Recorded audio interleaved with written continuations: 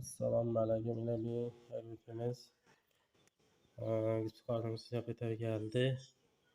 Yine güç kartımız azığına yeri kaldı. Bir tane de Xuda xalasa bir setlere bitip baradı. Yine hamşikemiz koyuldu. Ustalığımız oturttu. Heyvanda bir xanamız bitti.